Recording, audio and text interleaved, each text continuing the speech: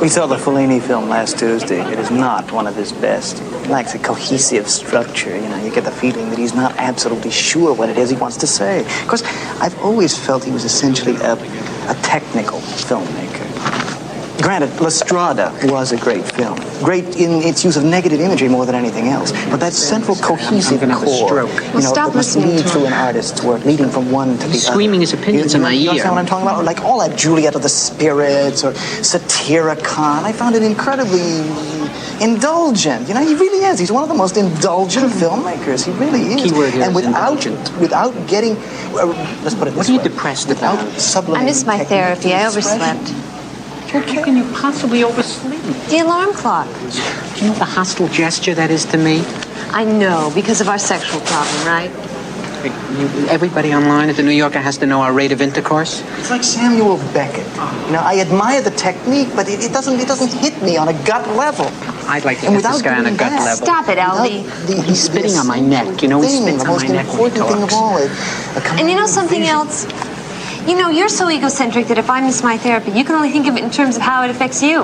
Weltanschauung is what it is. Probably on their first date, right? Probably met by answering an ad in the New York Review of Books. 30-ish academic wishes to meet woman who's interested in Mozart, James Joyce, and sodomy. What do you mean, our sexual problem? I mean, I'm comparatively normal for a guy raised in Brooklyn. Okay, I'm very sorry. My sexual problem. Okay, my sexual problem, huh? I never read that. That was Henry James, right? Novel? You know what the sequel to Turn of the Screw? It's the influence of television. Yeah, now, Marshall McLuhan deals with it in terms of it being a high intensity, you understand? A hot medium. What I wouldn't give for a large sock with horse manure in it. Which he uses essentially What do you do when you get stuck on a movie line with a guy like this behind you? Wait a minute, why can't I give my opinion? It's a free country. He can give you. You have to give it so loud. I mean, aren't you ashamed to pontificate like that? And the funny part of it is, Marshall McLuhan, you don't know anything about Marshall McLuhan's work. Really. I happen to teach a class at Columbia called TV, Media, and Culture. So I think that my insights into Mr. McLuhan, well, have a great deal of validity. Oh, do you? Yeah. Well, that's funny because I happen to have Mr. McLuhan right here. So, yeah, just let me come over here a second. Oh, Tell him. I heard what you were saying. You know nothing of my work.